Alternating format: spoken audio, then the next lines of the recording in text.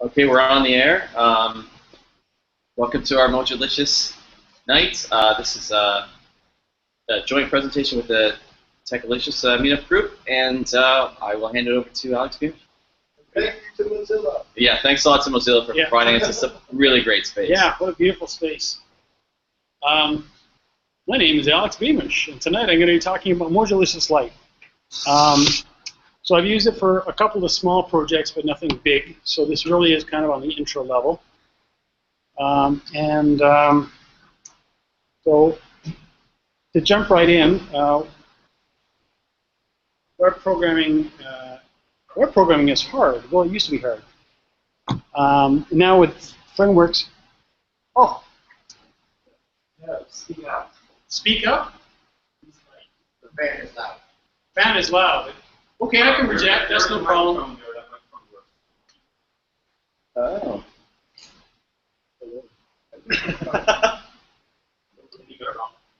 Hello, hello. It's okay. I'll just talk. Is there a button on the side?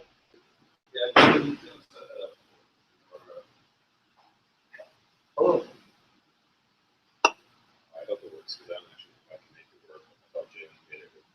This is what you deal with when you're the first presenter. All the bugs. All the free entertainment. Hello. Hello.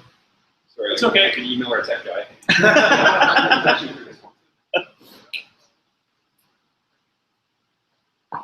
All right, so I'll project, I guess. So it used to be you use CGI, you printed out HTML. It was hilarious, and what a nightmare when you decide you want to change something. Even with templates, it was a bit of a mess. So with frameworks, it's a lot easier. Yes, there's new stuff to learn, always new stuff. This is, well, I guess I don't need to explain any of this to you guys, but you need to learn the new stuff, and you'll be that guy. And as well, CGI.PM was deprecated, what, a year ago now? Not core, yeah, sorry. Not core. You can still use it. People will frown. People won't come to your tea parties. It'll be bad. So Mojolicious is, so Sebastian Rydell, I probably got spelled that wrong, finished with Catalyst and started Mojolicious. I don't really know a lot about that, but it's quite similar to Catalyst. And in fact, one of the things I wanted to do when this presentation was much more ambitious was compare Catalyst and Mojolicious and see how they were similar, because they're written by the same guy. They must be similar, but we ended up with this, which is a little simpler. I'm still kind of interested to find out. Similar to Dancer, where, well, anyway, similar to Dancer, I don't want to spoil my next slides. And it's a pretty active community. People are updating it. The most recent update last week, there may be a newer one. So this is my Hello World program. So this is very similar if you're Dancer. It's basically you click the root and you send out the text that says Hello World. Look for this slide and you start. I've taken out strict and use warnings just in case anyone wants to jump me. And so when you run that locally, so here I am running it as a daemon. It starts automatically on port 3000, and then you. There I am stealing my thunder again. It starts a daemon for the to run the web server. Oh, I thought I was going to get some screenshots. Okay, I guess they must be later. So so that starts it on 3000.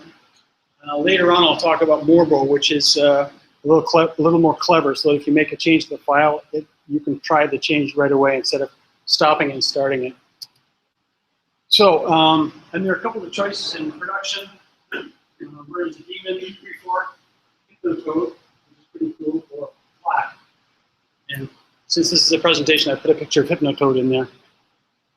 I believe it's a Simpsons reference. Futurama. Oh, Futurama. Right. Okay, Matt Groening. Yeah.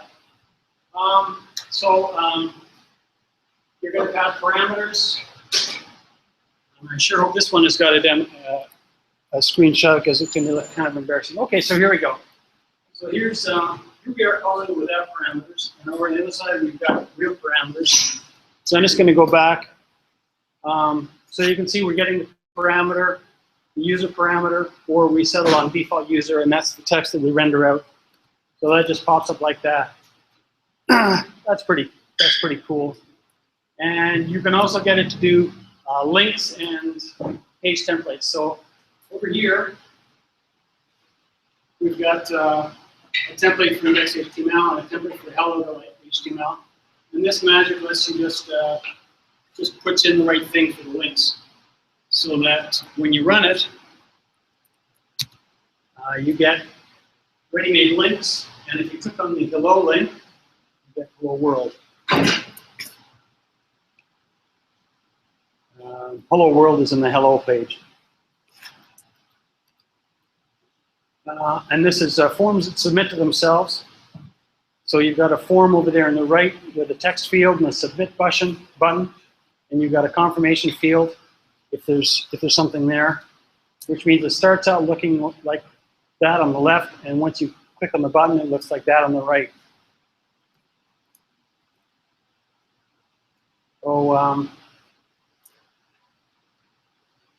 right, that's for a put and not a post. Really, that's interesting. Anyway, I got the screenshots when I ran the code, so that must be how it works. Session variables. Too bad Alan isn't here because he was asking about that. But you can put in a counter into the session, and Mojolicious will take care of all that. And here I've shown the counter, and then you can see there's a cookie in there, but you're not going to be able to drag that value out of there. So after a refresh, you can see the counter increases, and the cookie is still some gibberish. So that's it's relatively secure. Uploading files is one that I always thought was magic when I was first doing web development. So again, this is a pretty standard form for upload, file field submit button, and it's checking to make sure that the file isn't too big. And I think it's a 10 megabyte limit. I have to look that up. And there it is, doing an upload.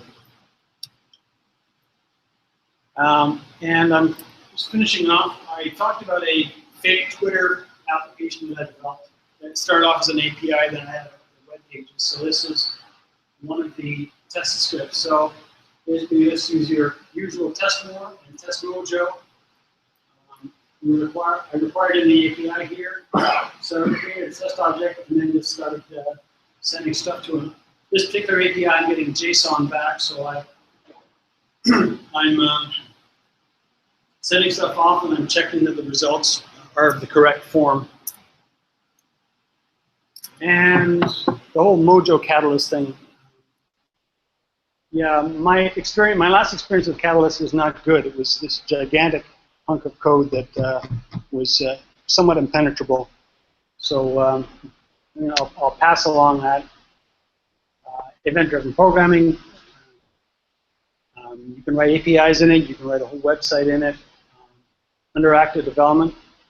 CGI application, that's another one I'll compare, but that's such an old piece of code, I don't think anybody uses that anymore. I do. You do? You use Catalyst, you use CGI application. Well, I got a lot of old code on CGI applications I'm not interested in importing, and it actually was super easy to convert it to FLAC. So still, it's very minimal, but it's for what it does, it's fine. Oh yeah, I mean, I developed something probably 10 years ago in CGI application and thought it was awesome, but that was 10 years ago. At the time, it was cutting edge. It was like, this is amazing.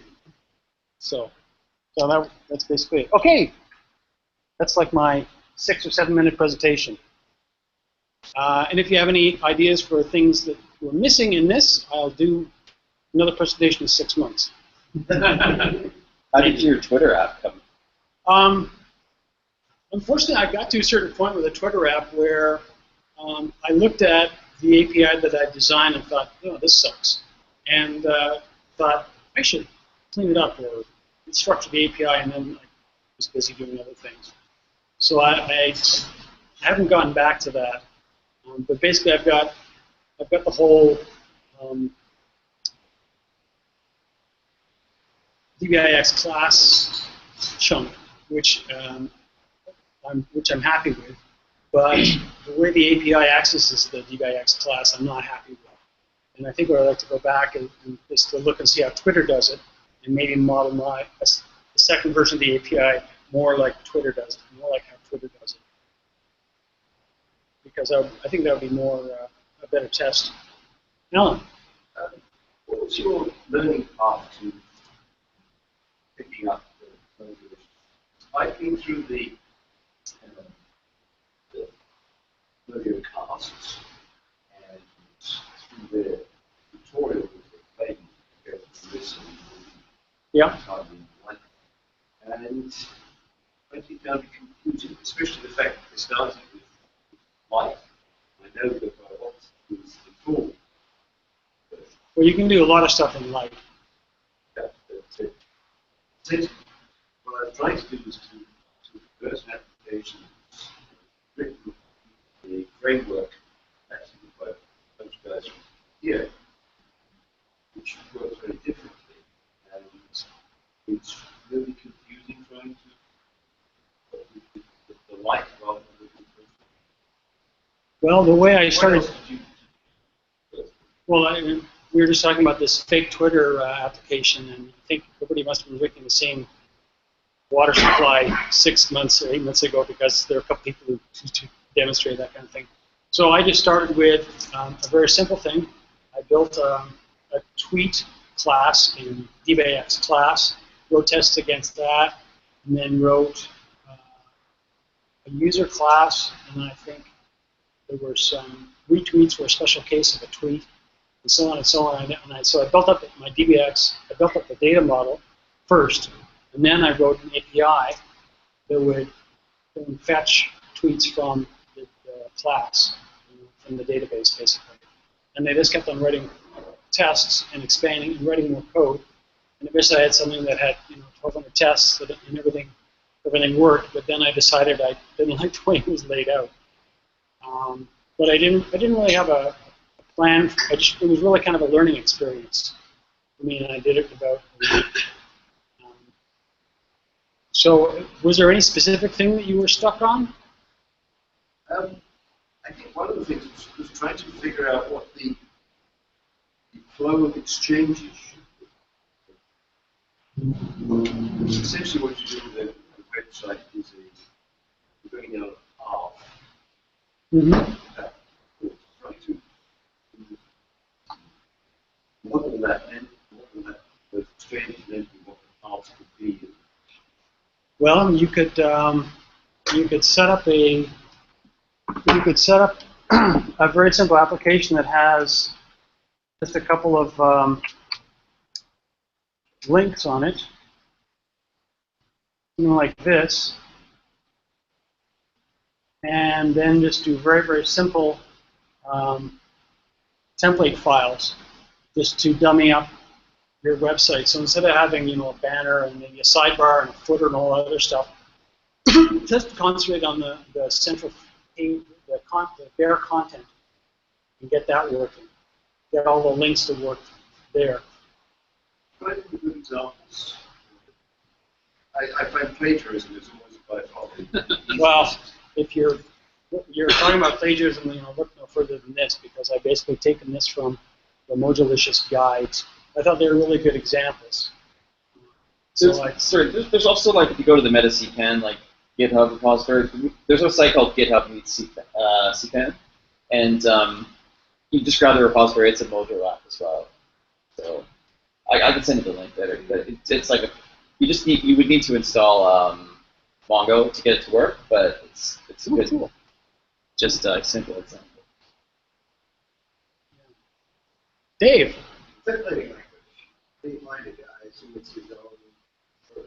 It's actually very similar. That's a good question, and I should have explained that. It's actually very similar to Template Toolkit. The only difference is that instead of square brackets, you're using angle brackets. And that seems to be pretty much it. Now, of course, there's some differences. This link to keyword that's specific to Mojolicious Lite and perhaps Mojolicious. But apart from that, it's very similar to Template Toolkit. And that's just, what's that? Essentially Perl. You can use Yeah. any Perl. And yeah, exactly. And you can throw Perl in there, and that works as well.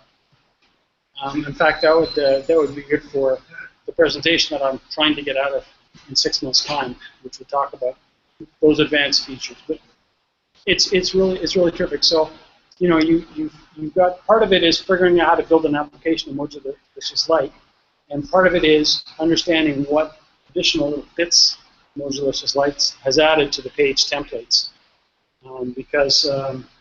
so there is a bit of a learning curve to get to this stuff. But to start off on this is pretty simple. You know, if all you want is a really simple page, then where you go. And there are other tools. There's one that I didn't mention, which is as you build this script and make it bigger and bigger, you can run a command, which I knew what it was. You can run a command and it'll basically take all the templates out and put them in their own subdirectory as separate files and leave just all these roots in place.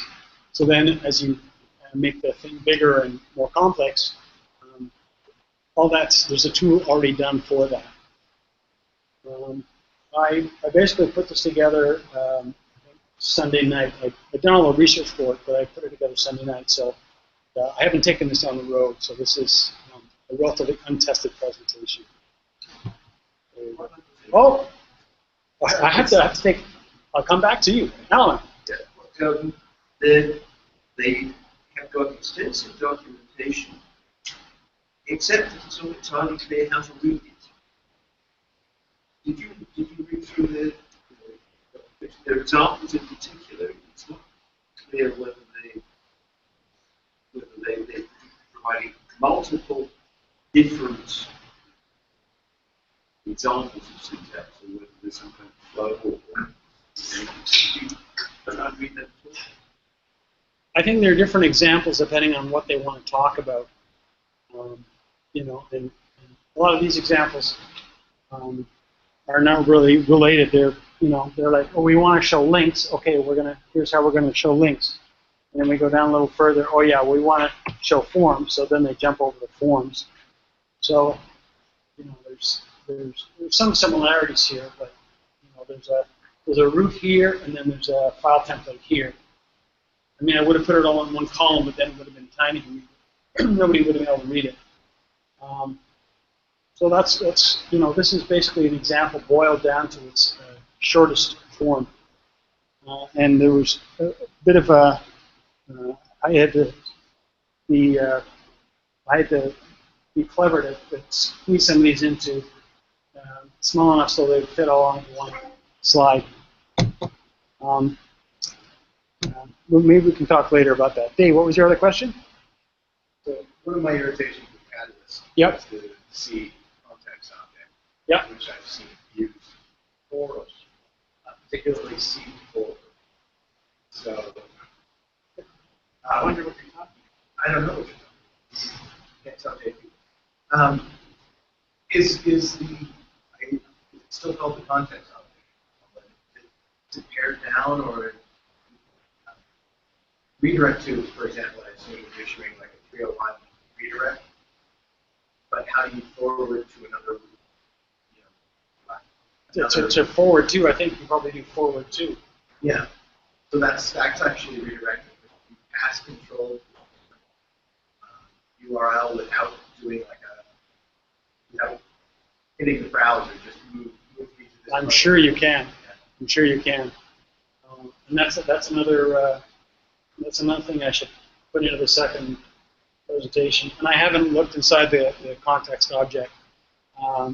That's one of those things where you know, what's been seen cannot be unseen. And I'm sure it's some gigantic object with, you know, methods in there and all kinds of other crazy stuff.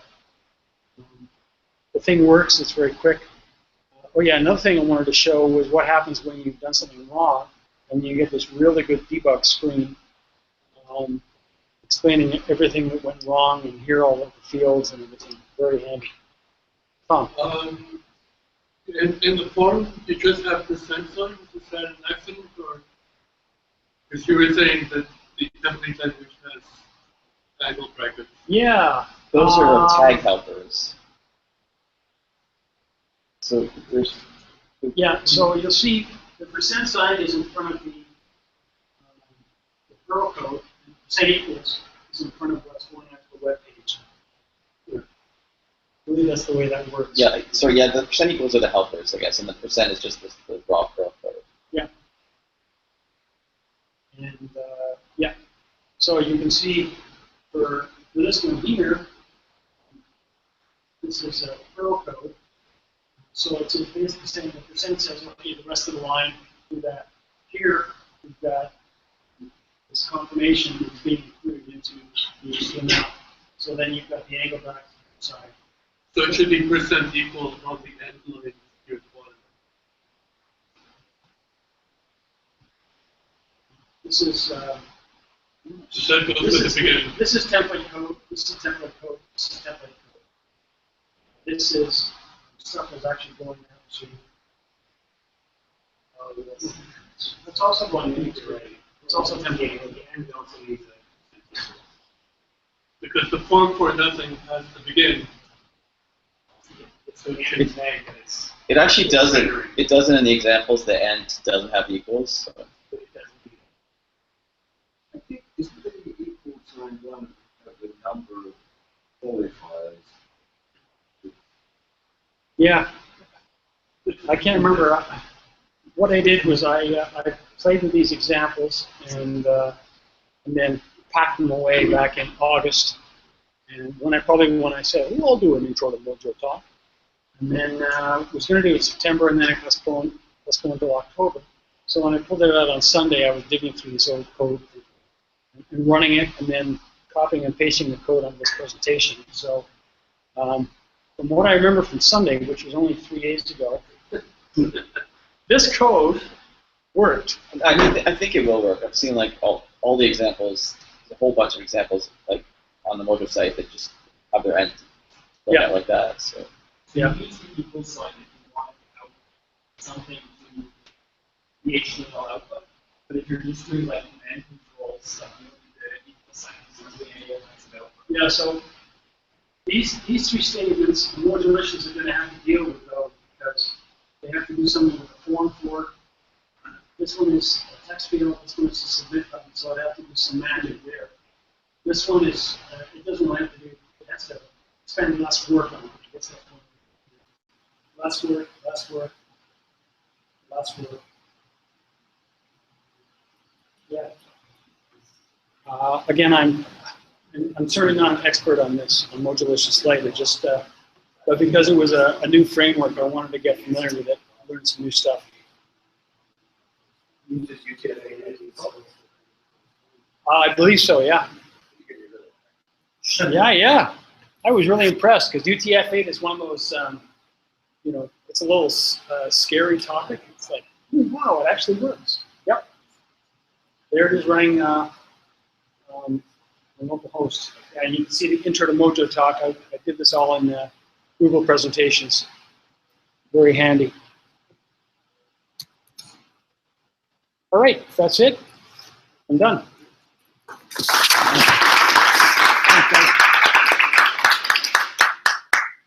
Who's the next victim? Present. Don't forget your. Oh yeah. You need to eject or is it E? Yeah, just click on that guy.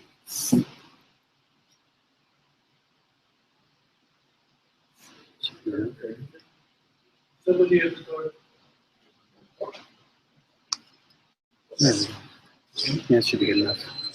Okay.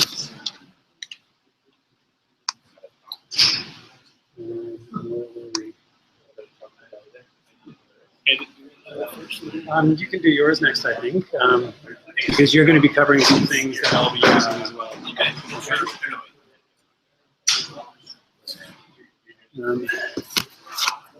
Go full screen.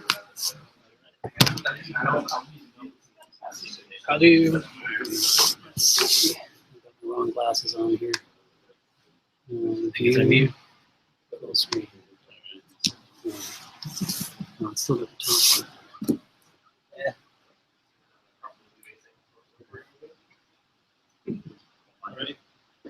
My name is Pete. On online, you might know me as Suffix. And you can get all of these slides at tpm2015suffix.com. And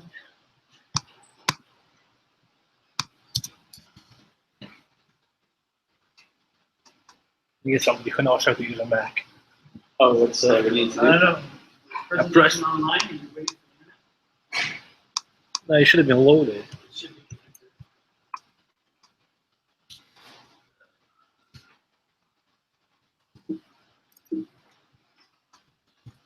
All right.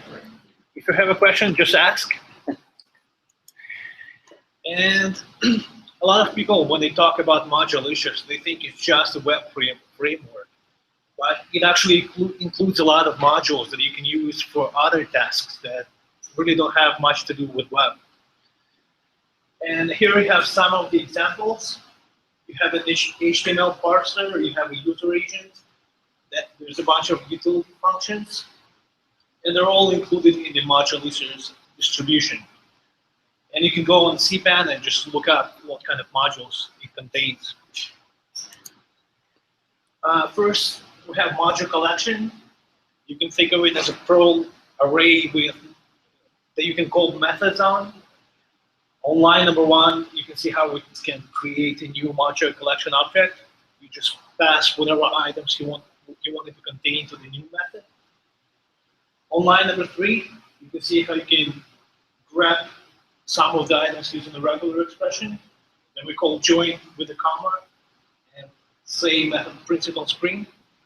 Line number 4 shows you the same thing done in pure Perl. And you can see I use the module collection object as an array reference, and you can do that. And lines number 7 and 9 and 10 show the same thing done with module collection on line number 7 and pure Perl on the other lines. So you can save some time. And usually I don't use it like this, like it's not a substitute for arrays. It's more useful when you return it from a method or something. As you know, we have lots of util list modules, and you can't always remember which function comes from which module. So you might find it if you use module collection, you'd have to look up dozens of modules. Next, we have an HTML parser. I think it's the best parser on cpan. By far, it's the easiest to use. And the way you reference elements is you just use CSS selectors. On line number 1, you can see how you can create that object. Just give it the HTML code you want to parse to the new method. And on line number 2, we use the add method, which gives us just one element. In this case, we find the title element. Then we call alt text to get all the text inside of it, of that element. And we print it on screen. On line number 4, it's a more complex example. We find all links on the page. Then we call each method, and we just use the map to get all the links to all the href attributes. And we can also modify HTML using the same object. On line number 7, we find each paragraph, and we give each method a callback, which calls that method, the wrap method, on each of the paragraphs, and we wrap it in a div. On line number 8, I just use say down object, and it actually automatically stringifies to whatever HTML it contains. And on line number 10, part of it you already seen in module collection, and what actually happens is the find method returns a module collection object. Each element of which is a module DOM object containing just one item that they found. So in this case, on line number 1, we collect a table cell element that has a class attribute set to name. And then on each one, we call the map method from the module collection object. And in this case, we call the alt text method on each one of them. We get a new module collection object just with the text, and the rest is just operating on that text and printing it. And that's all the method that all the methods that module DOM object contains. And a lot of them return either a module DOM, another module DOM object with a subset of HTML, or a module collection object. So it's pretty easy to work out what you get from the method. Next, we have a module user agent, which is something you can use to access resources. It's non-blocking, and I think you will know how to use the non-blocking portion. But in this case, I'm just going to show the blocking way to do it. It's pretty easy to use. Line number 4, a simple GET request. If you want to change the HTTP headers that you are sending with your request, just pass them as a hash reference, as you can see on line number 8. Then on line number 12, we're doing a post, and to do just a regular post, you use the form key and give it a hash reference of your query parameters. And you can also send JSON if you're communicating with some API that wants JSON. Instead of using the form key, on line number 15, you can see we're using JSON key. And what that does, it automatically encodes in JSON. So you don't have to worry about that. We're checking errors. That's the most complete way to check it. It's kind of verbose. What the post or other methods return is the transaction object. I'm not going to cover that. It's something that you will see a lot with Mojolicious apps. But that object has a success method. If it's successful, just call the response and body and we're printing it. Or if it's an error on line number 8, it might be an HTTP error, like 400 error. Or it might be a network error, which we handle on lines number 9 and on line number 10. Now, that's a lot of typing, and sometimes you don't really care what kind of error you got.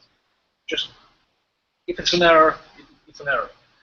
So you can just call on line number 1 here, on the response object, given by the res method, we call in DOM to get the module DOM object. We call it at and get in the text.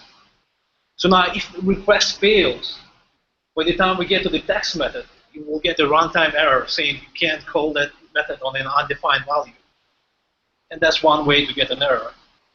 You can also catch it with an eval or some other method. Yeah, give your own error. So you don't have to write a lot to catch errors. And if you go with this way and you deal with HTTPS, you're sure to install that module IO socket SSL, because if you don't have it, the message about it will be over here at line number 10. And if you don't check for it, it will just fail silently. You don't know why. So let's look what it returns. That's one statement to get something from the page and out with text. And if we look at it, the get method gives us a transaction object, which has a res method for response. And that method contains DOM method that gives us a module DOM object, which we've seen from before. And you already know how to use that. We call find and map and all that. So you can see, yes. Are there alternative? You've got multiple lines down there. Are they alternative methods of the like one's got get line 2 res method, or there's some continuation? Yeah. You can. This is exactly the same as this, so you can split it on multiple lines to make it more readable. The Perl evaluates is the same.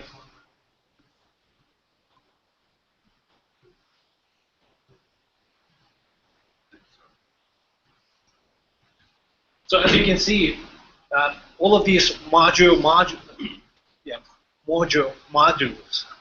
they all made to integrate with each other, and they work really well when you use them like that. And so say if you're working with an API, another web page, here on line number 4, instead of calling DOM method to get the page HTML. We call it JSON method, and what it does, it decodes that JSON automatically for you. So on line number 5, you can just access it as a normal Perl data structure. Pop quiz, but I'm going to give you all the answers. So this is something that I'm sure you've done lots of times. You read a file into a variable. There are lots of ways to do it.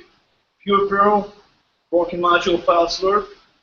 You can use path tiny, but now you have word path in your code when you're just dealing with files. If you want to dump some data while debugging, there's a whole bunch of options. If you want to train white space, that's the common way to do it, which is really ugly. Escaping stuff, HTML or URLs, there's a whole bunch of modules. And they do pretty much the same thing. So Mojolicious actually gives you a module to do all of those common features, common functions. And it's called Mojuutil. Here we're doing what I just showed you. Like line number 3, we're written in the file, slurp, dumper, dumps the data, similar to the data dumper. Line number 5, trim, that trims white space in the front and at the end of the string. Line number 6, URL encode. Number 7, HTML encoding. And as you can see, there's a whole bunch of different functions that that module provides, like encoding, dealing with files and strings. So if you can look it up in, yeah. Yeah, you can add a method to some package. That's, wow, that is dangerous. So what does the deprecated function do? I think when you call it, it will show you a message, like if you want to tell the user that the user is something deprecated. I think it's just a warn you're using deprecated pictures. So I don't know how much time I have. You got time. You got time. All right. All right, so there's another object, byte string. It's essentially a series of bytes, and you can call the methods from Mojuutil on that byte string. So on line number 1, we quote in a string, we print it with quotes. Line number 5, unquote, encode to UTF, encode to base 64, and just print it on screen. That's what that module provides.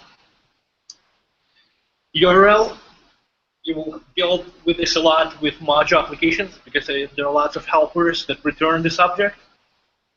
The new method, just give it a string, it parses it. There's a whole bunch of methods to access the specific portion of the URL. And you can also change those portions or build a new URL by giving a variable to those methods. Mojobase, if you use move, do you know what move is? Right, so that's even simpler than move. It pretty much all it does, it gives you the has function that creates attributes. Lines 1 through 5, we have a class. We use on line number 2, we use Mojobase-base that lets you create a class.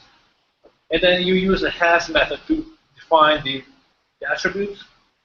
And you can also assign defaults. So for name, we assign young. For age and weight, we assign number 4. And then when we use it, you can change those attributes on line number 11, name, and we pass it as a key value there. Line number 12, we print age, and by default it's 4. Line number 15, we assign 3 to the age, 5 to the weight, and then we call age again to get the value. And as you can see, those attributes are chainable, so you can chain a whole bunch of them. And now, this is not included in the default Mojolicious distribution, but it is developed by one of the core team members. And this plugin lets you handle all of the resources like CSS, JavaScript, Sass, Less, CoffeeScript, and you can even do sprites. Here on line number 1, that's how you just include a plugin. That's the full Mojolicious application. And line number 3, that's how you assign a new asset. The key is the name of the asset, and then you give it a list of all the stuff you want to include. You can use external URLs, it will download it for you. Line number 6, you will include just the regular JavaScript file. Line number 7 will include a Kata script, which will be automatically parsed. And line number 8, we can include a whole bunch of files in a folder if we use the asterisk. Line number 13 shows you how you would refer to this asset in your template. You just use whatever you use as key. Here on line number 4, we use app.js, so that's what we use on the line number 13. And when you run your app, that asset will be changed to what you see on line 16. It will be changed to a script element. Yep. Where does the asset live? Is it in memory? Or? No, it lives on disk. So it actually gets written to disk? Yeah, a packed folder. Yeah. Go ahead. Just on line 8, where you're including a whole bunch of policies. What order are they placed in? Is it sorted alphabetically, or is it? I'm not sure. I would think it's alphabetically. If it's not, submit an issue on GitHub and we'll fix it. And somebody else have a question? Yeah. Sorry, lots of thread. What is self? Self, that's a Mojolicious controller. That's something you will have in your full app. If you use the light, just change self to app.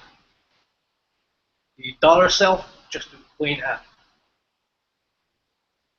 Does it answer the question? Yeah.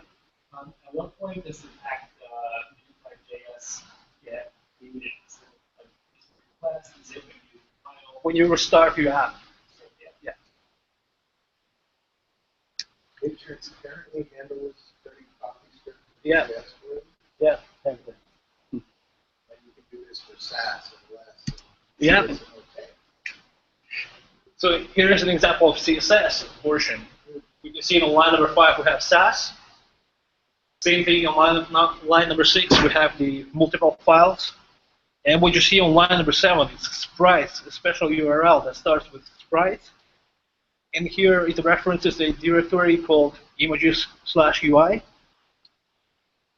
And in your template you reference the same as the JavaScript version, just asset, whatever the name is. And it gives you a link element. Now, does everybody know what a sprite is? Basically, a bunch of images collected into one big image, so you don't have to make tons of HTTP requests. So with Asset Pack, you don't have to build it yourself. You just save all those images in one folder. Reference that folder with sprites URL in your CSS, like line number 7, and it will scan that folder for images. It will combine all of them in one image, and it will generate the CSS. As you can see on line number 1, it uses the name of the folder for the class name, and on line number 3, the second class name is the name of the image. And so if you want to use sprites, all you have to do is save all the images in one folder, reference it in your asset pack, and when you write markup, you just use the class for the directory and the name of the image, and it will automatically set the size and change the correct background position. And that's really easy to use it. And you've seen I've included a bunch of files.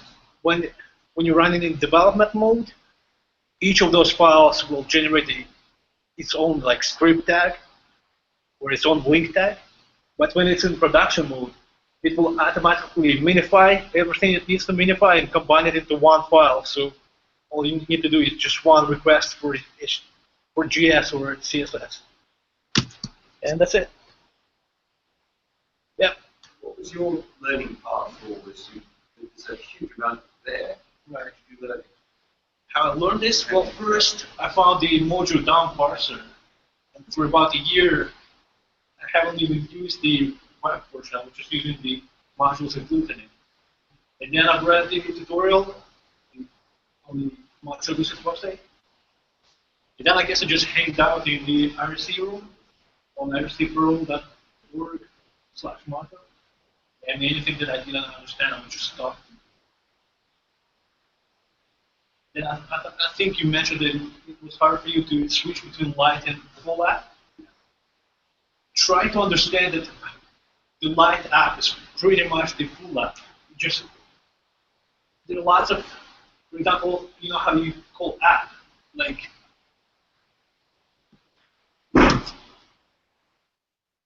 in this example, I said instead of self, you would call app. So that app object, essentially in Mojolite, provides you controller, Mojolicious controller object.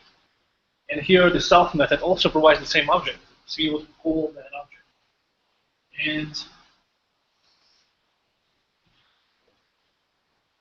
And here you have the plugin method on the controller. In your Lite app, you have the same method, but on the app thing, on the app function.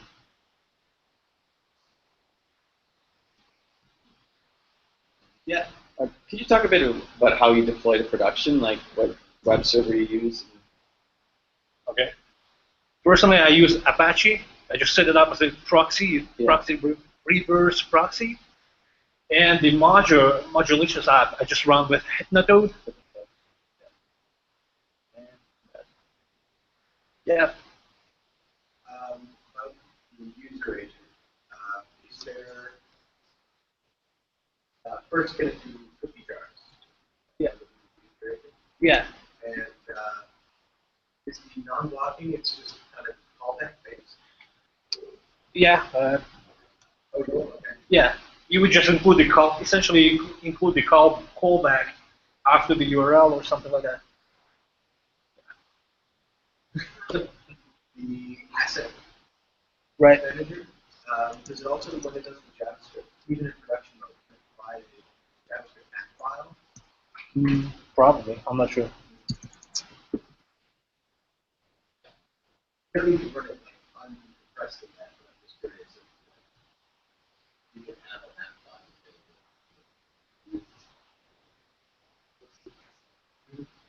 Anybody else? All right, I'm done.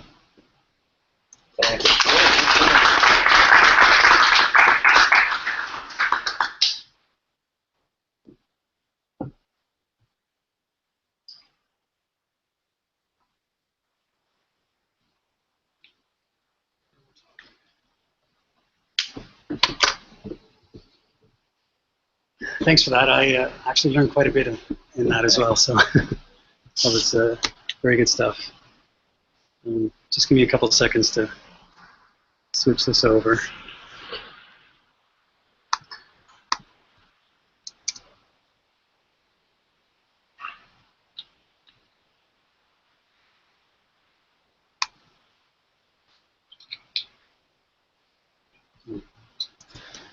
Okay. Hi, everyone. I want to thank both the other speakers for their talks. There was some very interesting stuff there.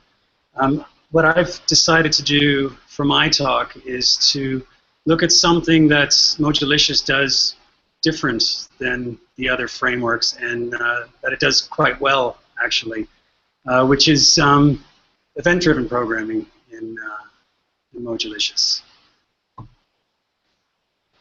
So a bit of terminology. We've got event-driven programming. You might also know it as asynchronous programming. It's also sometimes called non-blocking programming. They all generally refer to pretty much the same thing. And what it comes down to is a process effectively can only do one thing at a time. And we often want to do multiple things so that our process isn't sitting there waiting for stuff to happen. We might make a call to do something, have to wait for a while, but it'd be nice if we can do other things at the same time. And common solutions for that is to fork off multiple processes, which has some problems, issues with tracking your process IDs and child children. You can do threads as well, which in Perl is probably not recommended. You could use non-blocking system calls and manage that yourself as well, and constantly remember to look to see if any of your file descriptors have some data waiting that you can read from. Or you can use an event loop. And in Perl, we have quite a few event loops to choose from. Some examples of event loops, your web browser and the JavaScript engine in your web browser is basically running as an event loop. Any sort of graphical user interface is effectively running with an event loop. And some of you guys might have played with Node.js, which is the big thing there, again, is asynchronous programming. Works with event loops. And Mojolicious also can work with event loops. So when we look at a web browser and we talk about an event loop, what we mean by that is that the event loop is tracking everything that's happening with in the browser. So it's looking for actions that are happening, like somebody clicking on a button or the mouse moving around and hovering over an item. But it can also be loading files. It can make a call to load a file in the background, but it doesn't sit there and wait for it to finish. It'll be told later on, execute a bit of code to handle that file that's now downloaded. If it's an image, it places it on the page, and it moves on. But it doesn't sit there and wait. It is constantly looping around and checking for these events to happen. And when it finds an event that has happened, it can trigger a callback. And we can register those callbacks to do what we want when something happens. So how does this work in Mojolicious? Actually, first of all, does everybody have a basic idea of how event loops work? Are there any questions on that? Or? No questions. No questions, okay. So Mojolicious actually has a built-in event loop. And in all the examples that we saw earlier, that event loop was running in the background, even though you don't necessarily have to use it. When your application starts up, it starts up an event loop, and when it finishes, it stops the event loop. It's there for you to use, but it's not necessary for you to even see it or deal with it. But you can. Now this is only true if you use the built-in servers that Mojolicious provide, because if you're running your application through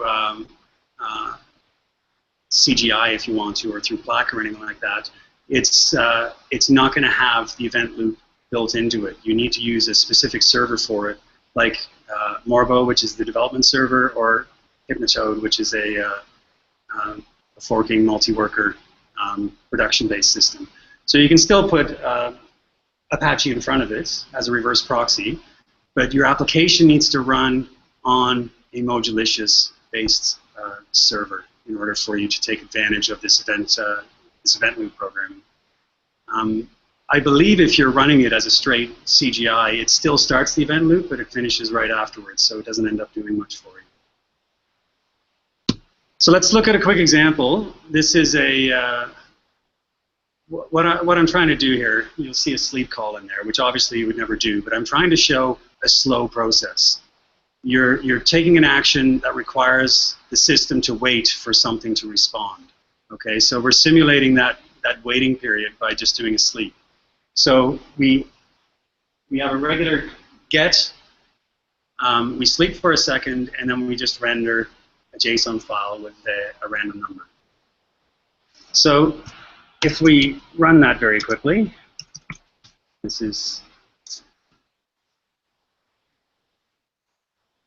we can use Morbo and run that script.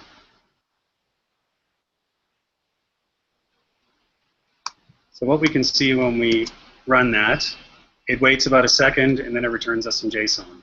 It's very simple, doesn't do a whole lot. If I refresh it, waits a second and does its thing. So if we look at, we run a benchmark against it, just using AB.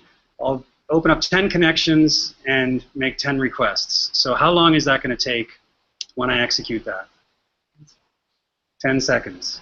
And why is it going to take 10 seconds? Because I'm doing them serially. I have one process running, and I'm trying to make 10 requests to it, and it's queuing up all 10 of them, and it's running the first one, sleeping for a second, returning the result. Then it goes to the next one, and it keeps doing that. So we're blocking our process from doing that. And you were exactly right, it takes 10 seconds to do that. Now, you're probably telling me, why would you run that on a development server? Why don't we run it under Hypnotode, and we can run 10 workers? So that should improve the performance of this app. If we go back here, shut this off, and go to our, sorry, I need to run it under Hypnotode. So now we're running the same application, that very simple one under Hypnotode. And if I run it now, how long is it going to take? Actually still takes a little while.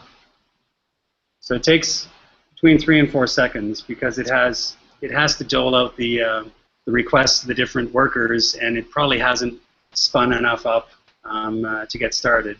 But it's better. It is much better. But we can improve this by using an event loop and not waiting for this service to complete. So if we go back to our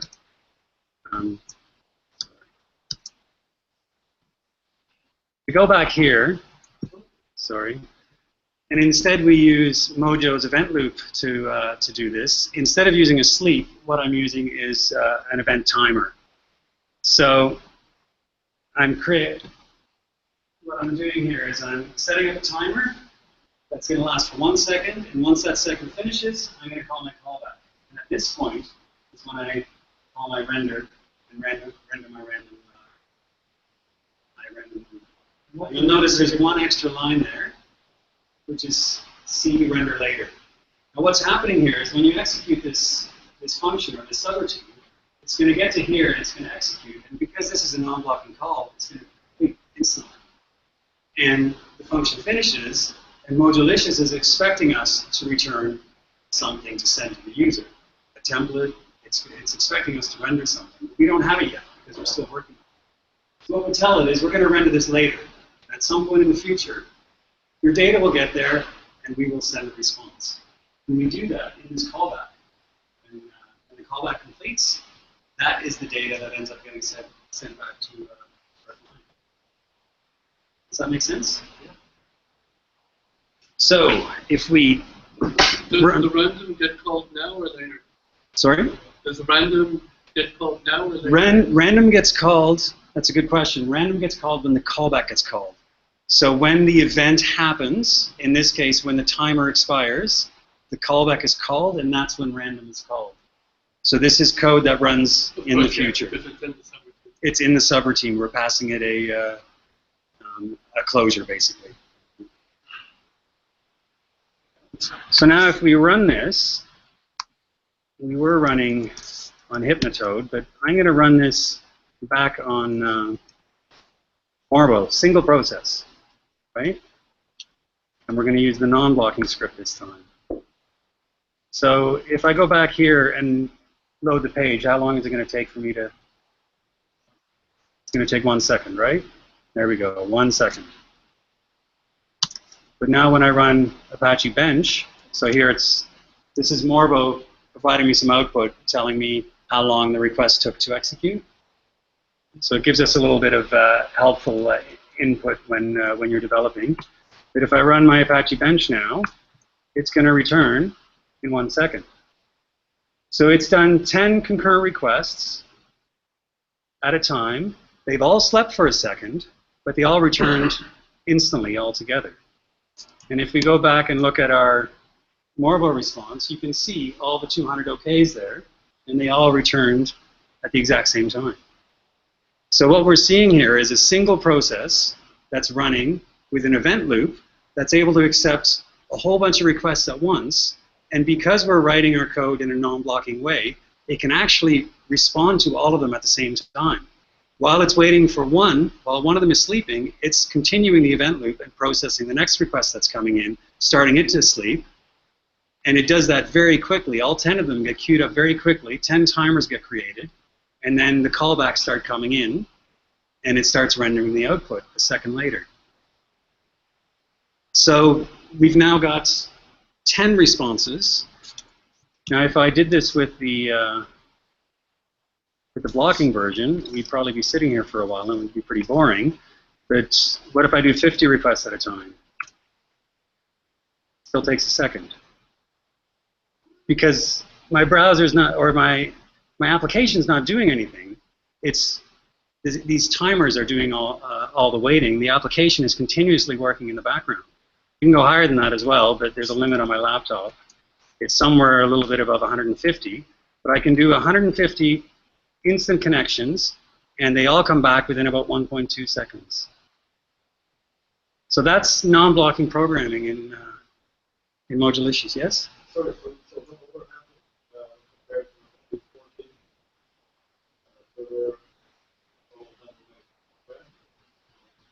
It's there's still just one thread going on. It's just in an event loop. So yeah. But this also works with Hypnotoad in pre-forking mode as well. So you can fork off 10 workers, and then I could probably do 1,000 requests, and they would all return instantly because they get spread out across all those 10 workers. Let's take an example. Yours is very simple because it happens very quickly. Yes. Very good timing. What happens if one of the things that is queued up to do render later takes a long time? Then the whole system blocks. So as soon as you do something, one long one gets triggered and starts, it has to finish. Before it gets on to the next. Yes. Which is different than a pre-working whole Yes. thread thing. Yes. So as soon as you start doing blocking operations, and they take a long time, Well, you're still running. Yeah, absolutely, you're going to be doing more complex stuff than this. But as soon as you do that, it's still a single process that's running. So if your computation is taking a long time, then nothing else can happen at the same time. So there's specific instances where this structure is useful, but it's not always usable. If you're doing complex computations on this system, it's not going to help you unless, and what you can do is offload that to another server. And I'll show you some examples of where you can do that. You can make a request to an other server, and it may take a while for that response to come back, but your application is still churning out more results. Okay? Yes? If the one computation involved I/O, though, each time it was starting an I/O, somebody else could go with the same. Yes. So if Kind of short computation. Well, the other thing is also file I/O. exactly. You can't, the standard non-blocking model doesn't support file I/O. Like if you say, in non-blocking way, is this file ready to read? You just always say yes, even if actually reading code would cause the process to block. There's some not very well supported asynchronous I/O positive extensions to posits, but file I/O is the only process. Doesn't work non-blocking. Any other questions, or shall we move on? Okay. Let's look at another module that hasn't been talked about, Mojo PG. Now, everybody here has probably used DBI and the DVD modules, and many of you have probably used object relational mappers like DBIX class, or if you're old enough, class DBI. Those can be used in Mojolicious as well, but they're not supported directly. You can add them in and use them yourself. But what Mojolicious does provide is a module called Mojo PG, which is a separate download, but it's an easy install, and it uses DBI and it uses DVD PG to do its work, but it gives you a bit of a simpler wrapper around it. Specifically for Postgres databases. It's a very simple interface. It's not object-based in the way that DYX class is, where it creates objects for your tables and rows. It manages database handles for you, and it supports database migrations as well. So if you have new versions or table changes, there's mechanisms in there to allow you to automatically upgrade those. And it supports non-blocking queries. So we can make a call to the database and not block our application. So what we can do here, we again have a very simple Mojolicious Lite application, and this time I'm using Mojo PG as well. And what I've done at the top is created a helper. Helpers are used quite often in Mojolicious to give you access to something that's useful to you. In this case, it gives me access to a Mojo PG object. And I can access it anywhere in the application if I'm in a controller or even if I'm in a template. If I want to get access to it, I can access the helper to get to it.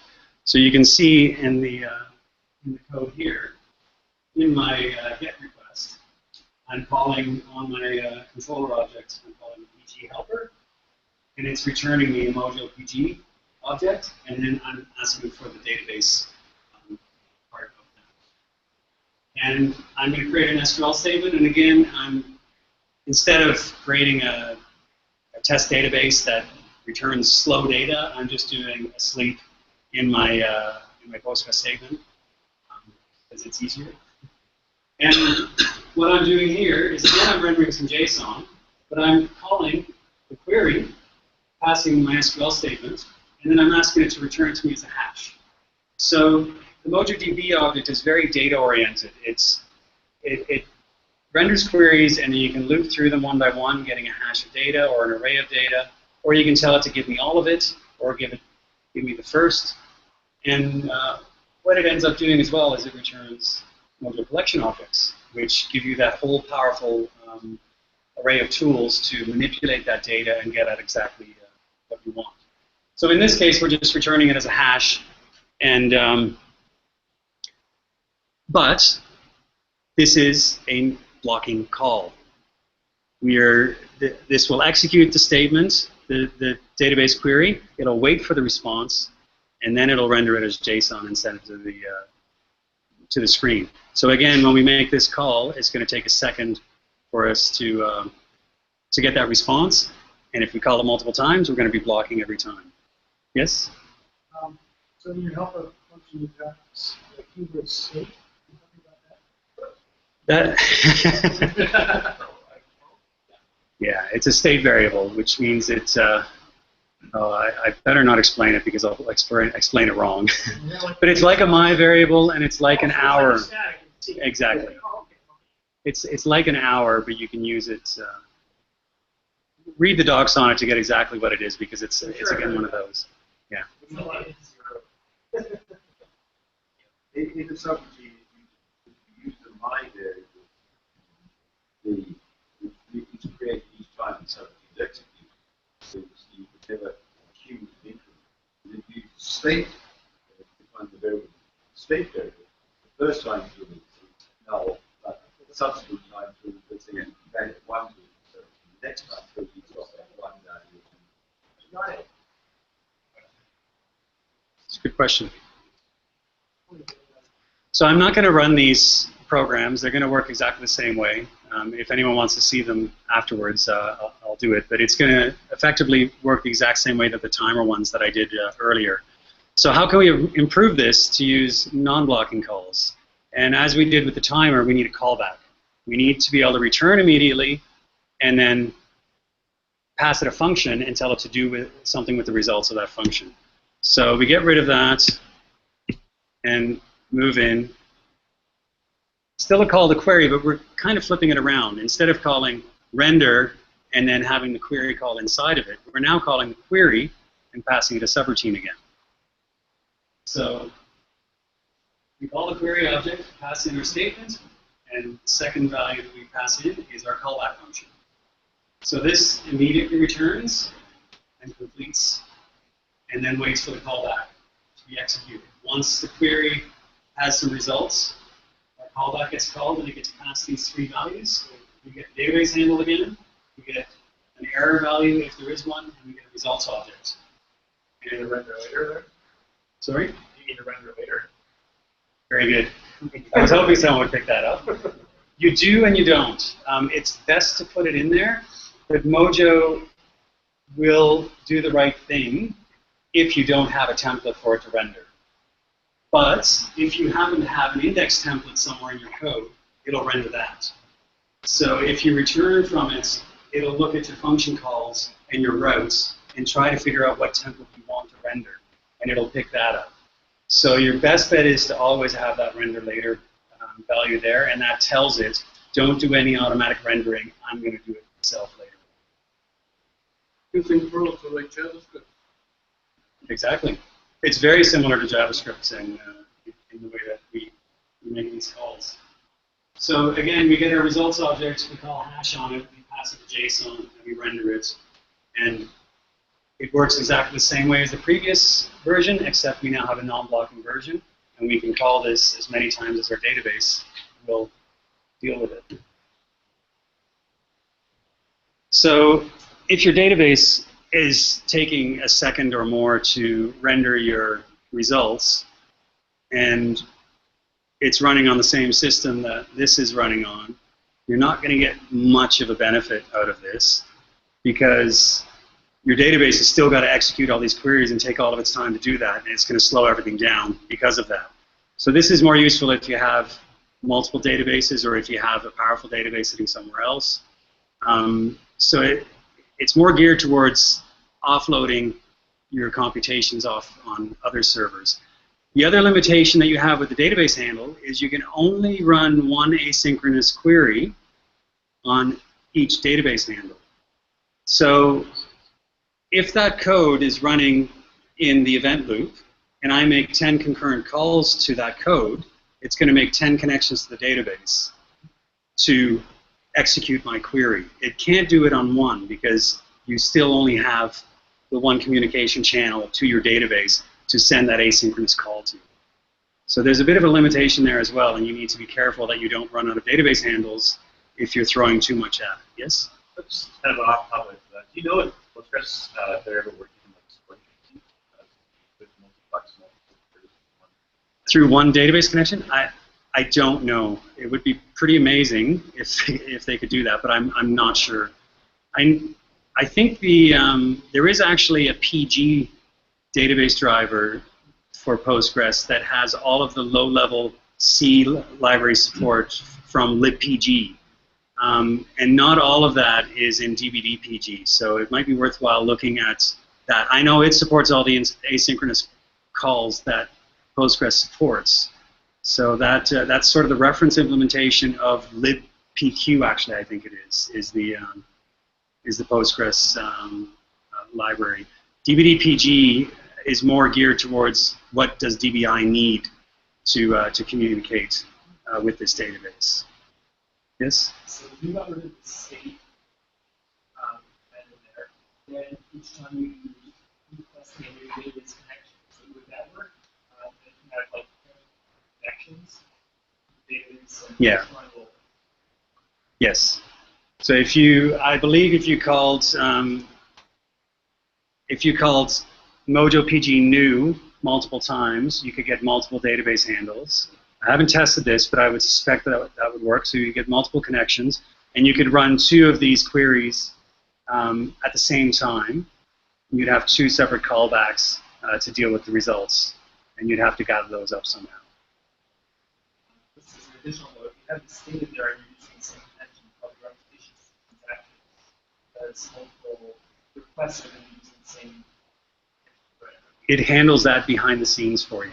So it makes sure that doesn't happen. It also has protection if you fork your code. So it'll reopen database connections if you fork as well. So it has some built-in logic behind it to make sure that you're not duplicating that database use, that you're not double handling it. So it does fully support transactions as well. So you can call $db begin and then commit and roll back on it. Any other questions?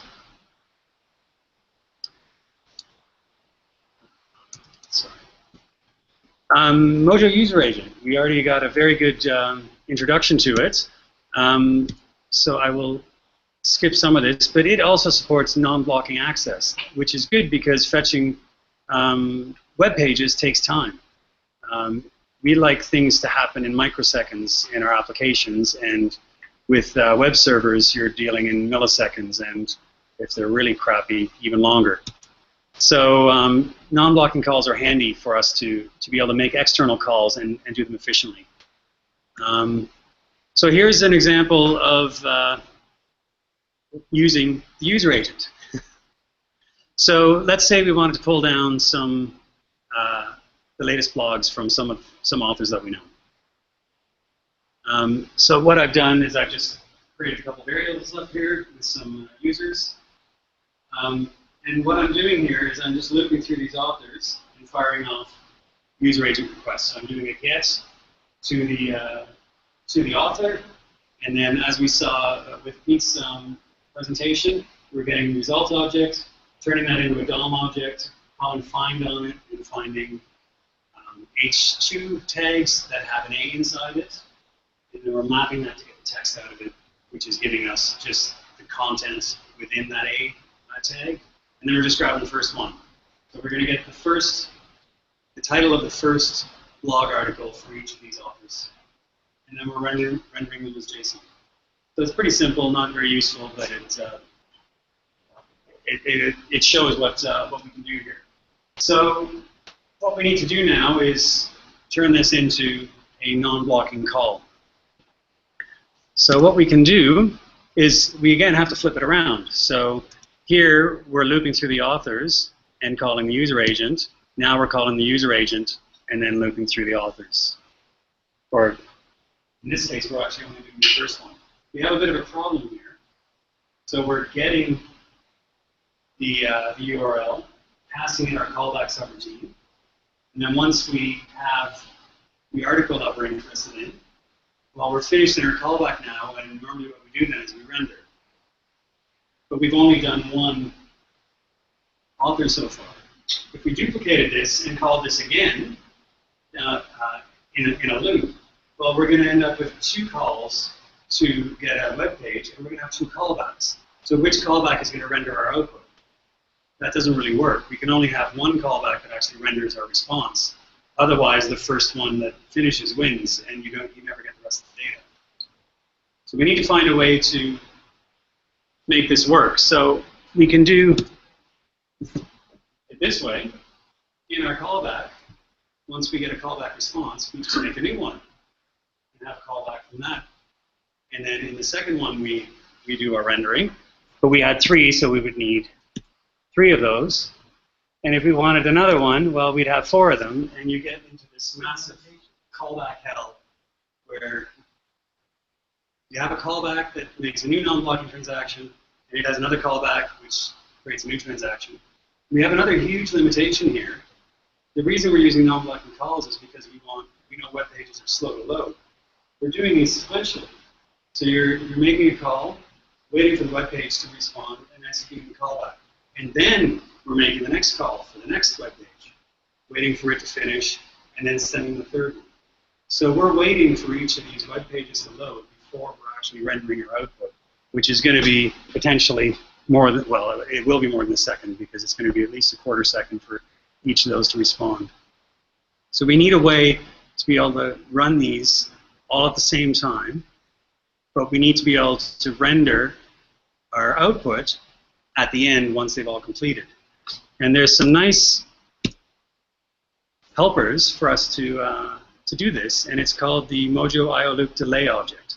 So Mojo IO Loop is the event loop, and it has this module called Mojo IO Loop delay, which helps us in doing multiple calls and having them happen at the same time, gathering up the results, and allowing us to complete it. So the first thing we do when we get a delay object is we register a finish callback. This gets called when everything is completed. Then we make some non-blocking calls, and for every non-blocking call we make, we call a method called begin on this delay object. And we can do this as many times as we want. So we can start a process, a non-blocking process, call begin. Start another one, call begin again. And what we need to do is in the callback, we need to make sure we call end. And what this does is every time you call begin, it increments a counter. And every time you call end, it decrements the counter. And once the counter gets to 0, we call our finish routine. So it works kind of like a semaphore does. We're increasing, we can decrease it and increase it some more. And as soon as that counter hits 0, it knows that we're finished, and it calls our finish function, or callback, sorry.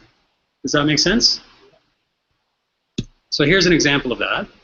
It's, again, the same the same program. We're trying to solve the same issue here. And in this case, we are creating this delay object here. And the first thing we do is we set up our finish callback. So we call delay on, and the event is finished, and then we execute this block of code. We'll come back to that in a second. And then after we set up our finish block, what we're doing now is we're making our user agent calls to our URLs. We're looping for all the authors. So for every author, we're making a GET request. Except we no longer have our callback function. We're calling delay begin in there instead. And then we have our render later, and that's it. So I mentioned earlier that you have to call end when you finish your callback. Now, the way this is set up and works is it ends up doing that for you. Now, our traditional callback would have gone here, where we would do our parsing of the data, rendering our output, and sending it off. Instead, we're calling delay begin, and it returns a callback for us. So it returns a subroutine reference, and that subroutine reference by default calls end for us in the delay object, which decrements the counter. It also takes whatever output the callback gets, and it queues it up for us. So it stuffs it away and saves it for us. So we fire off 3 requests, and eventually, once they finish, that subroutine that gets created gets executed, queues up our response objects, and then it calls finish. So when this executes, we're going to get a bunch of transaction objects from our UA. So the TX object that you were looking at before, so the results of our get call. And we can look through those. So this is a transaction object. We're going to have 3 of them here. We're going to call res, dom, find, map, and grab the first line again. So we're going to have a list of our 3 articles, and we're render now, and our output comes back. And this is happening all at the same time. So this makes 3 web requests all in a row, all at the same time. They all fire off at the same time. They could come back in different orders. We can't guarantee what order they come back in. Whichever one comes first will be the first value that we get in our finish object. Yes? Probably stupid. Considering you're calling delay begin, that increments the first time. Yes. Is there a race condition for the next begin is called? If the first callback finishes before the next begin is called?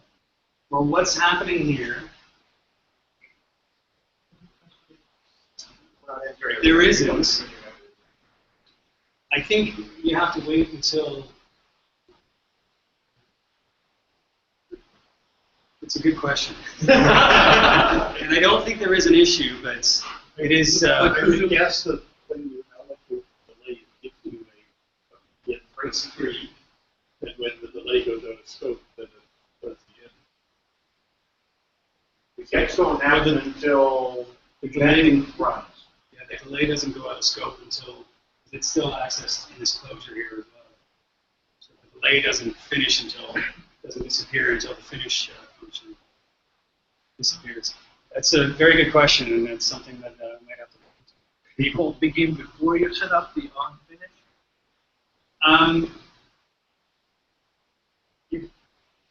I don't know if you can. I think it's best to set your finish first. But I'm not sure what it does otherwise. I think it'll just throw all your data away because it has no. it doesn't know what to do with it. And also, is there a way to make a guaranteed order? Like, you know, like we for all of them somehow. Yes, we'll get to that in a minute. Doesn't app start the event loop? That's when the event loop starts. Yes. So nothing's going to happen until you reach app start. So all the gets are queued But up. that's true. But once your app starts, the request hasn't come in yet. So once the request comes in, that's when it sends up the delay object, and that's when it calls this multiple times. I mean, I suspect that all the gets will be queued up first before the responses get queued up in the event loop process. Yes. So all the gets will happen first, therefore all the delayed begins will happen first before the first response gets processed. Well, that's what I'm asking, because in this case here, you know, they wouldn't. Yes. Well, Actually, you're right. That must happen because because we're still in the single process. This is going to finish executing, and once this loop is done, it's going to finish the function, and then we get the next tick, and now it starts looking at the next item in the event loop to process. So yes, we've worked our way through it. So it will work properly. Did that make sense? Yeah. App start is the browser. App start is the application. It's the server. That's when the server begins. Yeah. So then the request comes in and it does get submitted. Yes, the request comes in after that. I'm curious why you have to render later and set up earlier. Doesn't matter where it comes. So as long as it gets called before the function finishes, you're fine. So now I have all three cases of it. Call it early, don't call it at all, call it at the end. Doesn't matter where it happens. Any other questions on this? Yes? So one of the big problems I've always experienced with asynchronous applications like this, that especially that do some other service, the call out to some other service and the risk is error handling, right? That's always been really complicated. Yes. Like, so for example, how do you match up? You know, suppose one of those requests fails or something. How do you map that up to the original response and return it? That's a very good question. I covered error handling very briefly at the end. Oh, Maybe we'll look at it then.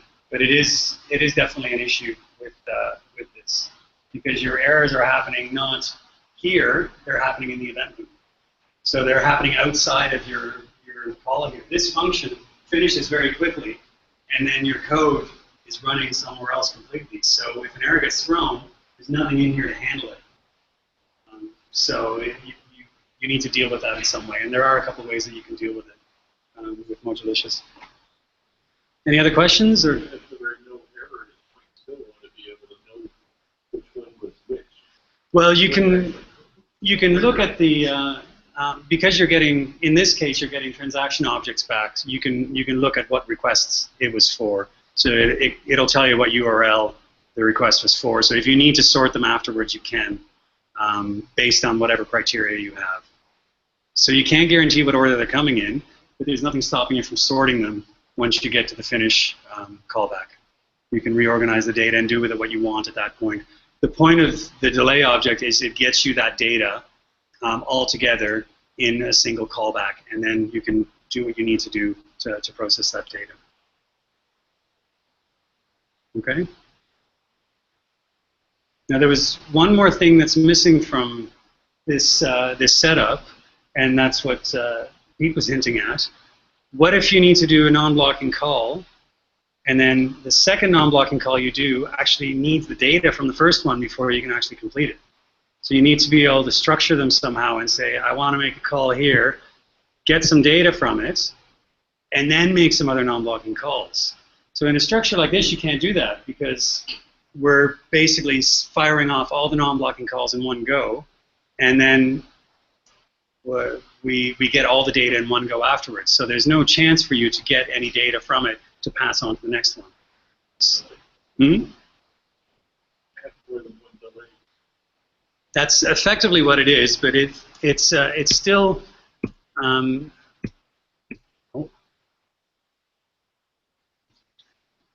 basically what we do instead is there is a method inside IO loop delay called steps, and you can pass it multiple functions.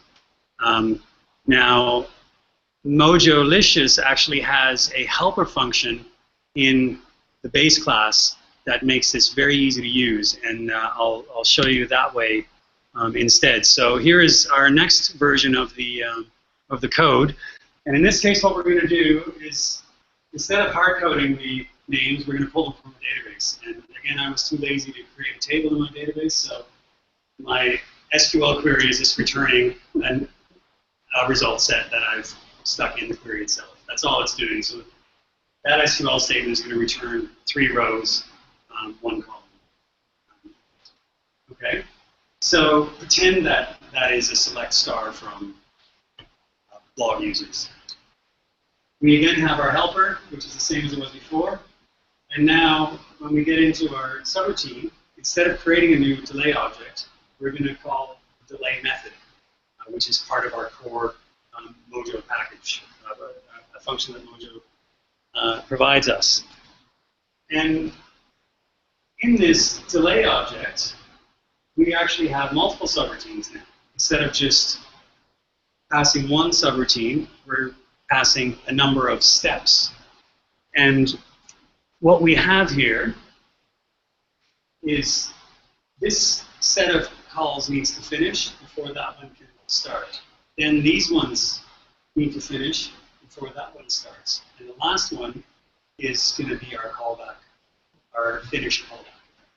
So you can have as many functions that you pass to this delay object, and they each have to complete in their own way. And they complete by using the delay object, which is passed in, and calling begin on it. And once the counter gets down to 0 again, i.e. this callback finishes, it now executes the next function, where we call delay a bunch of times, delay begin a bunch of times. And once all of these, once this counter gets down to 0 again, it jumps to the next function. And it keeps doing that until it gets to the last function, and at that point we can return our results. So we're calling our database query here, and what's going to happen is when this callback gets called, the results of this query get passed on to the next function. So in here, we're getting the parameters from the previous call. So we're getting our error object, and we're getting a results object. And with that results object, all I'm doing here is I'm returning it as arrays, which turns it into a Mojo collection, and then flattening it so that I just have a simple list of the names that I pulled out of the database. And again, I'm calling those URLs on those usernames. And we're calling delay begin, however many users were in there, so in this case 3 times. And then when this completes, all of the results from all of these calls get passed into here, which gets us our articles like we did the last time, and we render our JSON when we finish.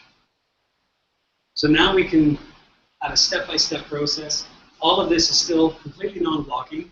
So when you execute this, this function finishes instantly, but internally, it waits for these callbacks to finish before executing that, and it waits for those callbacks to finish to execute the last one. I actually have a situation which is in between. I need to fetch 2 files, so that can happen in parallel. Yep. But one of them needs to be processed into some sort of data structure before the second one can be processed using the data from there. So this would be too sequential. Because, well, you could still do that, because in this first subroutine, you could ask it to load both files, which means both of them would be available at this point, and you could process the first one. And then we could pass that data on to the next one. So you could pass the one file that you can't process yet, and pass it on to the next function, and then do your processing in a non-blocking way, and its results will also get passed to the next function. So there's some extra methods as part of the delay objects that can help you to do that. There's a method called pass, and you can give it anything, and that whatever you send to that function, that pass function, gets delivered to this next function. There's also a data method that allows you to set some values and then access them later on as well. And there's some more advanced features as well. If we, in this case here, we're getting an error and results object. If we only wanted the results object, we don't because we need to be checking for errors. But if for some reason we only want the results object, you can actually pass a parameter to begin to tell it which response variables or what return variables this call gives you, which ones you actually want. So I want from 2 to 3, or I want the second one, the fourth one. And it'll only pass those return values on to the next one so that you can save a bit of memory or that. This is not necessarily memory friendly because we're going to end up with 3 full DOM or 3 full web transaction objects, and we're not processing them until we get down to here. So we're using up a bit of memory to gain a bit of speed. So, question, let's say you're in the that middle sub there, and you look at your error, and you're like, oh, crap, the database failed. How do you abort processing at that point? How would that want you die, and then where would that error go? You can die. Yeah, or you can always die. Dying is always an option. It is. You can catch your errors within a valve lock as well if you want. But so if you die here though, there's nowhere to I guess return that error to, right? There is a default error callback that you can register. So we previously registered a finish callback. You can actually register an error callback as well, and that will get called if any error happens, and you can look at the error object that it returns and figure out. You still have to figure out which callback died on you, and it does get a little bit tricky because you're not doing procedural programming here. You're jumping around, and you don't necessarily know where you were when the code died. I think I'm almost at the error page. Oh, wait, no, I had one more use case. Were there any more questions on this last one before I move on, actually? Yes. This list of subs is basically batch 1, batch 2, batch 3. Exactly.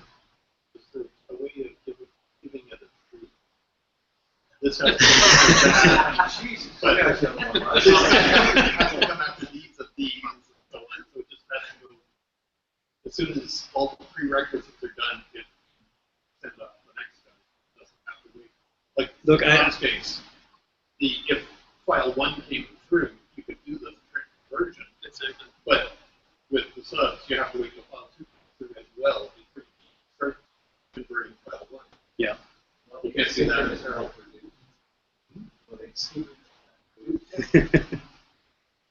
It's it may be possible that you could call delay multiple times, so you could get a new delay object within a callback to then split off into different ones. But I would be wary of trying that. It's in the end, things are still being executed sequentially. It just the order in which they get executed is based on the events that happen. So you can decide what to do in here. I'm in this second set here. I'm deciding to call this user agent object and call a bunch of web pages. But you can put an if block in there and say, if this response came back this way, I want to instead go and call these non-blocking function calls. Otherwise, I want to do all of these non-blocking calls.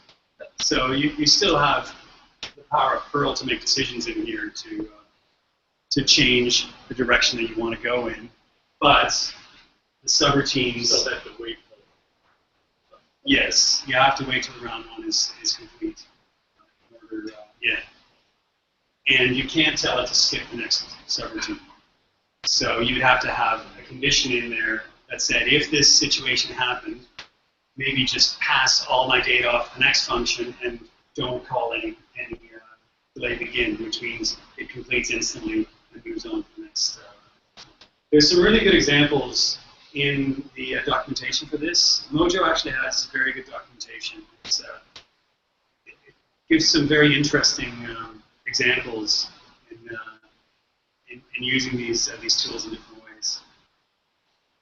But in the main mode of able somewhere else. This stuff is actually in the guide.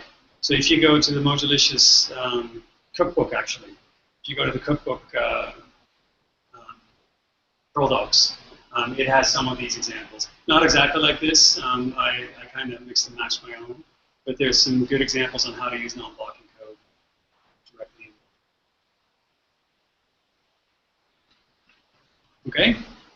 So I've got one more use case to go over, and then I'm pretty much done after that. Now, at this point, we've been creating these events and callbacks inside the GET requests, but they don't have to be. You can actually put one in the global scope of your application. So when you start that application, that's when the event loop starts. Now, the event loop has automatically put a listener in there that listens on port 3000 by default for new requests. And as they come in, it puts those requests in the event loop and keeps listening for more. So it's actively doing things. We can add our own things to that event loop as well if we want to. So we could set, in the global scope, a repeating timer that looks at the timestamp of the config file and automatically reads it and updates the variables based on that. Or we could check for a file, and if that file exists, we can put our application into maintenance mode, which maybe we can change the functionality that we give to the users, and maybe we don't allow them to submit new changes to the database. We only allow them read-only access. So I'll give you a quick example of the maintenance mode one. What I've done here is I've created a new attribute and called it maintenance. So this is an attribute is kind of like a helper, but it's purely just a set value. So you can set it or and change it. That's a get set attribute.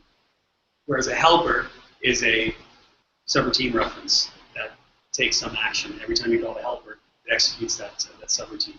This is purely just an accessor.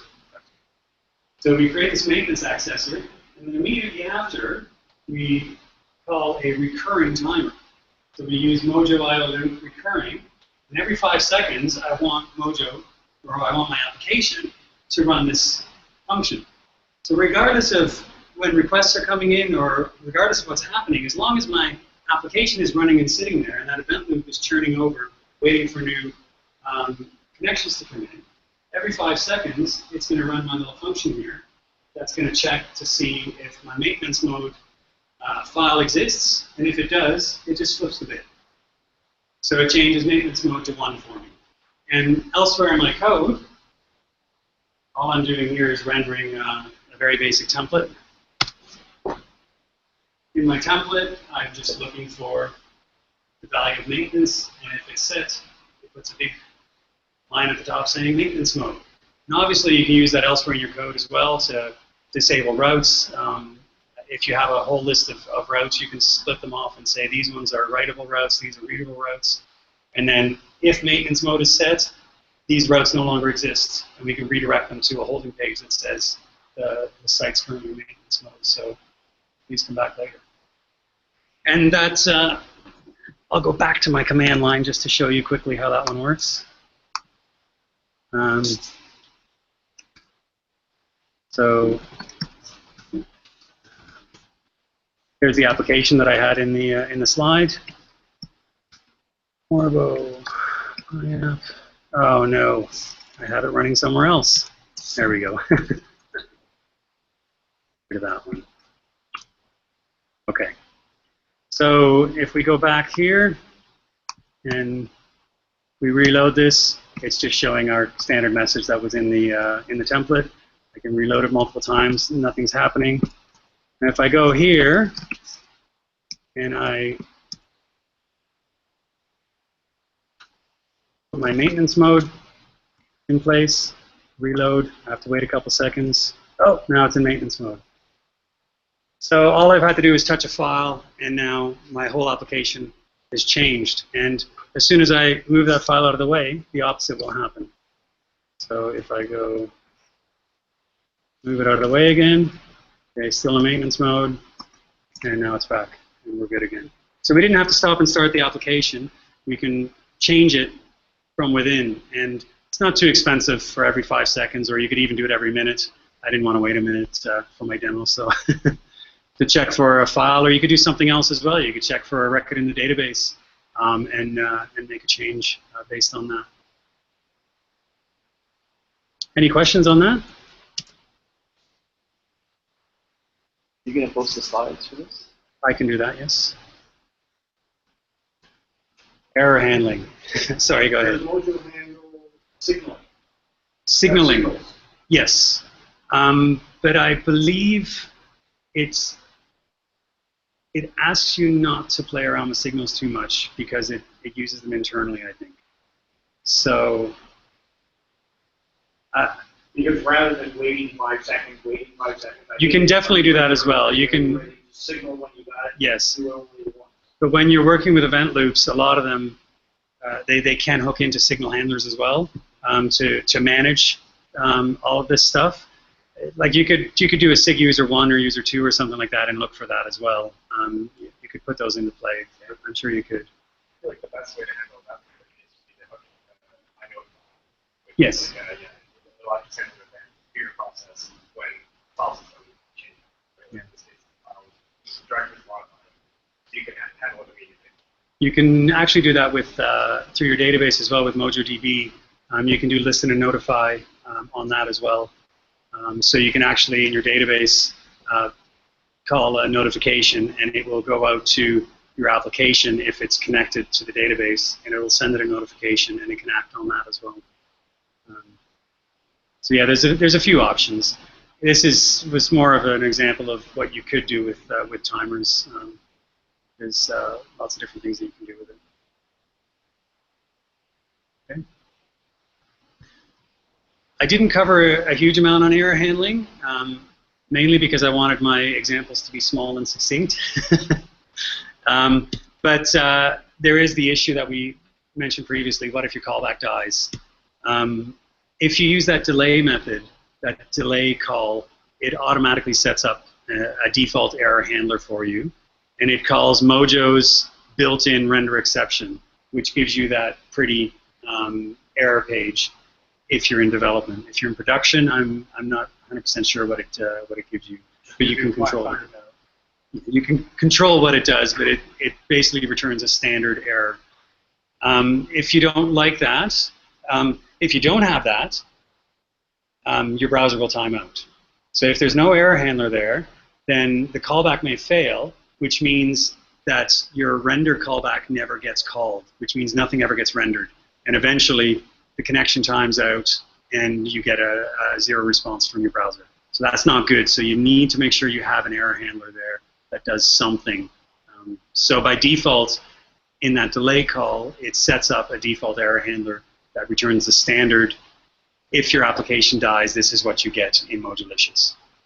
Now you can override that by setting an error callback.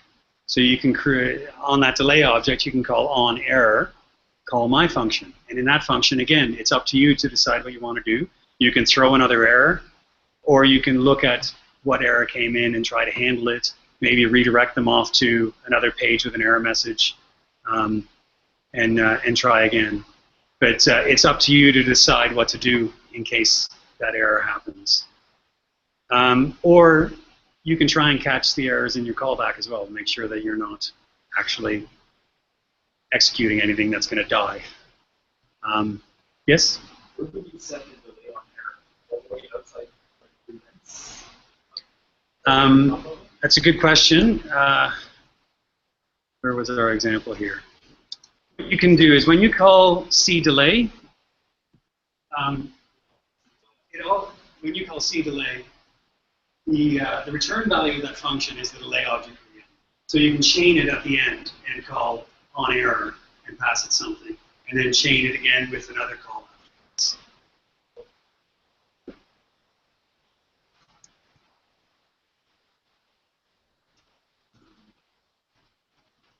Where were we? Okay. So I don't have any actual examples on errors because you guys should deal with your own errors. I don't want to have to deal with them. But there are definitely systems in place to catch them and to handle them. But it is a significant problem with non-blocking event loop-based code, that the error can happen outside of where you're actually writing your code, and it can be tricky to handle all of the errors that could happen. So that's it. There's really, event loops aren't useful in all situations. There's some unique places where they are very useful, like in our example when we're doing non-blocking database calls or web requests. It's effectively offloading the weighting to the external servers. So if all you're doing is non-blocking calls to long-running processes on your system's still going to be slow. Effectively, it's going to help your application churn along, but it's most useful by offloading these things on other systems. Yeah, that's my talk. Any other questions? Yeah, I've heard some. I haven't really looked into it too yet, but I was wondering one thing about Mojolicious. What extent is it compatible with? Very good. I knew I was going to miss something. It's fully compatible with any event, and internally, it will sometimes load other event modules if they're available on the system. So it can work with EV, and it can work with most of the event objects that are out there. So it implements all of its stuff through the AnyEvent framework, or at least it's compatible with it. So if it sees that it's loaded, it will use it, which means it'll work with other event loop frameworks concurrently. I'm unfortunately I had this transition for avoiding, and this is kind of the point of any event itself, right?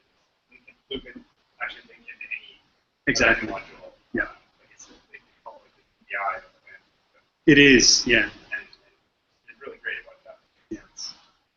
Last time I looked at it, yeah, like you could maybe use EV or the Mojo homebrew one, but those are your own options. If you wanted to use Mojo inside like IRSSIs and loop or something like that, any event is having compatible adapter. But as far as I understood last time, Mojolicious only supports EV and its own homebrew one. No, it supports more now. So it will use, as long as the event loop supports any event, I think Mojo can use it. So I haven't tried them all myself, but on the documentation it does mention that it's compatible with all the other ones. As long as your other event loops are compatible with any event, then Mojo will work with it. So I think it has its own event loop built in internally, because that's the Mojo way. Build it all yourself, but it tries to play nice with other things as well. Well, what we've shown today is mostly what Mojolicious provides, but if you don't like the templating language, use Template Toolkit. If you don't like the Mojo PG for database access, use DBIX class. It doesn't stop you from using them. It just provides its own ecosystem of modules that work really well together. Is the PG module, is that Postgres specific? Or Yes, it's only for Postgres. There's another, and it's mainly because Postgres has non-blocking support that I think they use that, and because it's the best database out there as well. There is another non-blocking database. No, MongoDB, there's a non-blocking driver for Mojo to access MongoDB in a non-blocking way as well. So that's the other one that's heavily used in Mojolicious. But I'm not sure if MySQL has good non-blocking support. If it does, I'm sure someone will eventually build a non-blocking driver for it as well. Maybe just plug in on my own modules. I have this module called AnyEvent Task. And if you actually look at the synopsis, one of the examples is how to use EDI. In other words, with any database whatsoever, I actually use DB2 and so on, from an asynchronous application. And so it's any application that uses any event, you can use any other non-blocking call. Yeah, like the two examples of the synopsis are password hashing, which is a CPU-intensive thing that would normally block your event loop. Any event task, the way it works is that it has forked-off processes, and you connected them, and it's how we work on-off work to process. Exactly. Yeah. Yeah, and it also supports like transactions, like you can get a exclusive lock on the worker process while you're doing your database transaction. And you know, it's all done asynchronously. So Nice. you just want connections, like say it's a web connection, one of hundreds of other ones. Have an exclusive lock for the duration of the transaction on one of these dedicated worker processes. So yeah, you can interact with the API very nicely. Very nice. And that's why if you want to use event loops, you don't want to write your own, because you need to write fork control and, and stuff like that, and it can get very very hairy. So it's much better to use existing event loops that are out there, and there are many of them that are available. Any other questions? Thank you very much.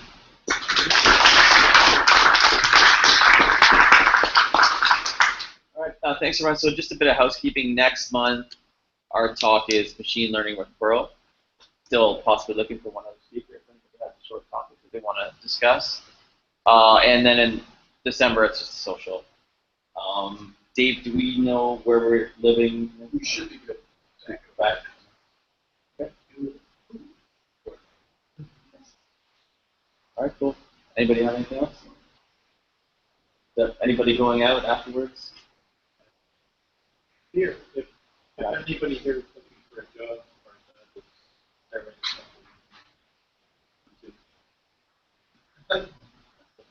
All right, thanks. Man. Yeah, fine.